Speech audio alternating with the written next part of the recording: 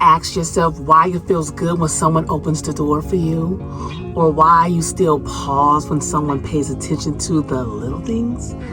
We talk about it a lot, about feminism, independence, and self-reliance. And rightfully so, but does that mean chivalry is dead, or does it just need to have some redefining? Let's ask the real question today. Why is chivalry still important in relationships? Not just romantically, but socially, emotionally, and spiritually.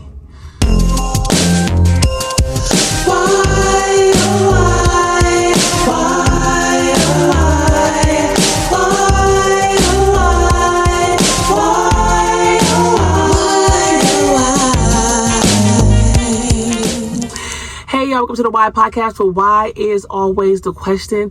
You're in the closet with Celeste Frey, and I'm so happy to have a conversation with y'all today about why chivalry is still important in relationships.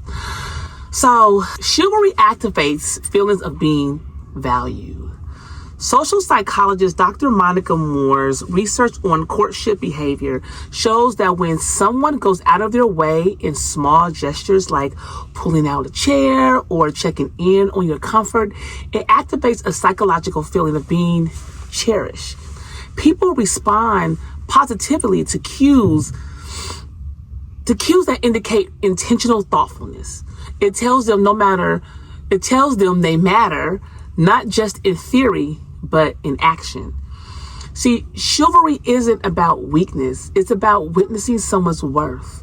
So, to tell y'all my experience, I was just telling my husband how important chivalry is, especially for men who want women to be more feminine and less masculine in relationships. Not that that's the case for he and I, but this is what I was explaining to him. But here's the truth. In order to activate that softness, that estrogen-driven ease, there has to be a dose of chivalry from her man.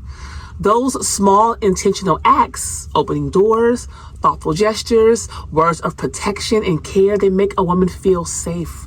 They make a woman feel loved, cherished, and appreciated. And that is what allows her femininity to flow naturally.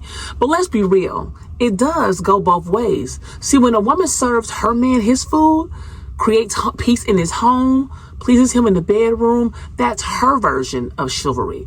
Though society might just label it submissive or that's a woman's job, it's really just love being expressed through action. Thoughtfulness in the little things lays the entire foundation of a relationship. A woman who feels cared for is more open. She's more open emotionally and physically. That's why the dating stage is always so passionate, because see, that's what men usually show with all that chivalry in full force. They ready. And it naturally draws out a woman's femininity. But somewhere along the way, many men forget that part, or they've never learned it. They've never learned it at all. My husband was like, oh man, you should teach what that really is, because I really didn't know the full extent of what chivalry was. And I'm like, yeah. So today we're going to talk about it. We're going to talk about chivalry, because chivalry isn't dead and it shouldn't be. Some folks may have just never met it and didn't know how they should proceed with chivalry. See, respect and chivalry are neurologically linked.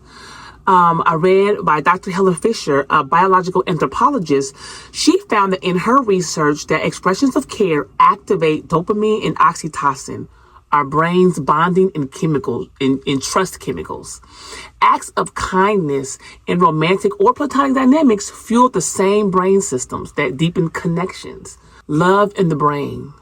That simple I got you moment actually wires your brain for deeper trust. Chivalry speaks actions. And so before I got married, I had a rule. Before I got married, I had a rule when I dated. If the small acts of chivalry weren't there, I was out. No follow-up, no deep conversation, because to me, those little actions spoke volumes. It spoke volumes of who you were as a man, especially if you were going to be mine and I was going to be your woman. If a man didn't open the door for me, walk me to my car, or even check to make sure I got home safely, I took it as a sign that I wasn't on his mind, so he didn't need to be on mine. And look, I know sometimes we have to kiss a few frogs before we meet our prince, ladies. But I never compromised how I treated myself. I held myself to a standard. Why would I entertain someone who didn't even meet the bare minimum? I believe then, and I still believe now, that how a person shows up early on tells exactly how they'll treat you later. And if you don't feel like a priority when they're trying to impress you, baby, it only goes downhill from there. Seriously. Chivalry teaches reciprocity, not dominance. People mistake chivalry for control. But modern relationship studies show healthy chivalry promotes reciprocal care. You open the door, I say thank you. You serve me, I serve you. That's partnership, not patriarchy.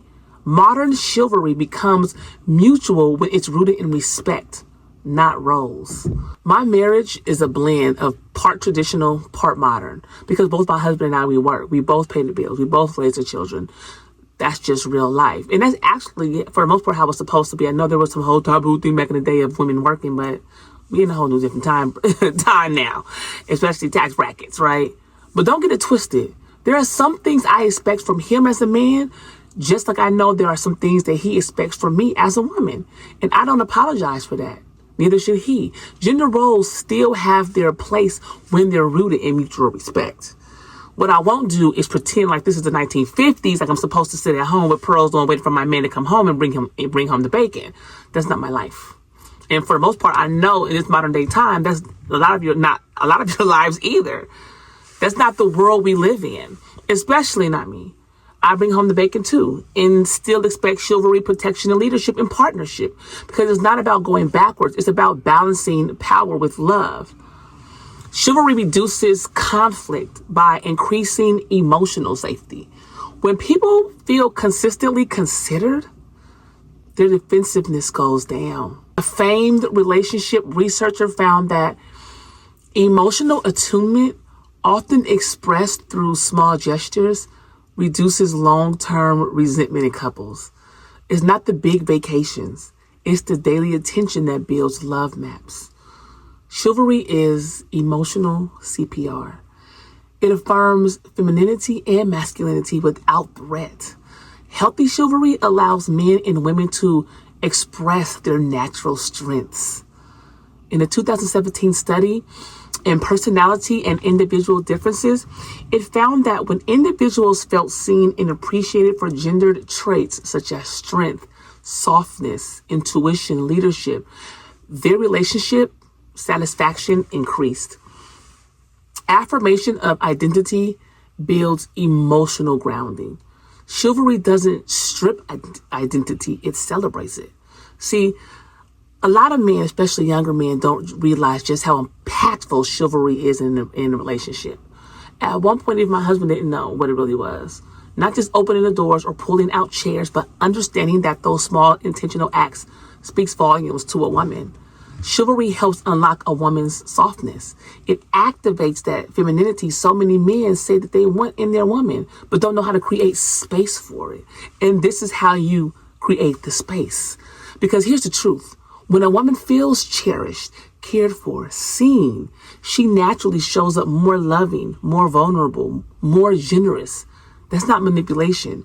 That's connection. And it goes both ways.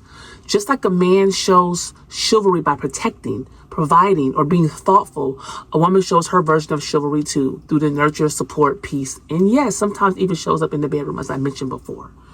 But if you want a woman to be in her feminine, don't lead with control, lead with care.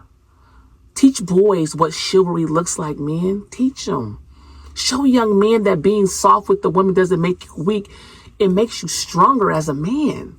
Because I believe it's important for a man to know what chivalry is from a man and to know how impactful chivalry is from a woman. Because both genders can explain to their son or to the young men what that means. It goes both ways, and it's so important. It's such an important love and act of kindness. See, kids who see chivalry model healthier communication. Relationship behaviors are learned. Kids raised in environments where consideration is normalized, from saying thank you to holding space for others, carry that into adulthood.